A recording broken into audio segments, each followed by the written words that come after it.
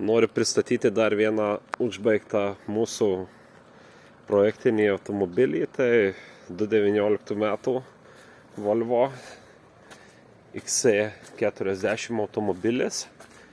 2 litrų 110 kW D3 dizelinio variklio Drive E serijos.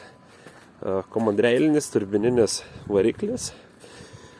Automobilis parvykęs iš Danijos. Rida 217 000 tikra. Grįžo automobilis su keletu kosmetinių defektų. Tai turim perdažytą kapotą, galinės dešinės pusės durelės ir priekinį bamperį. Techninis stovis automobilio be priekaištų. Padangos Continentalis apie 50% likutis, tiek priekinės, tiek galinės. Stabdžių diskai priekyje apynaujai, galiniai turi minimalų kantelį.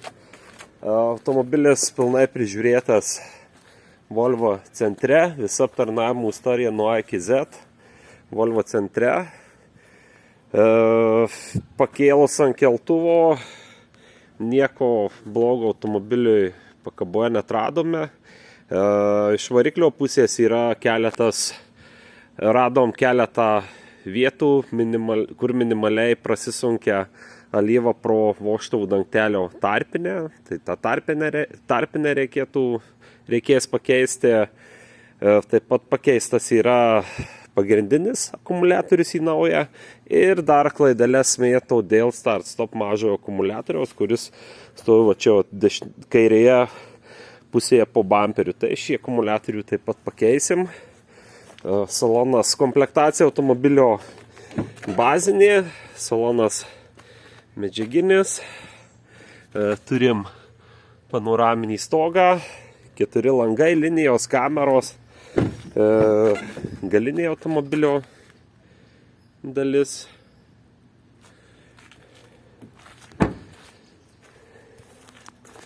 Galas pats. Kėbulas labai toks idealiai lygus, tvarkingas, be žymesnių brėžimų ir lenkimų. Keletas smulkių defektėlių yra ant juostų. LED priekiniai žibintai. Priekiniai automobilio dalis.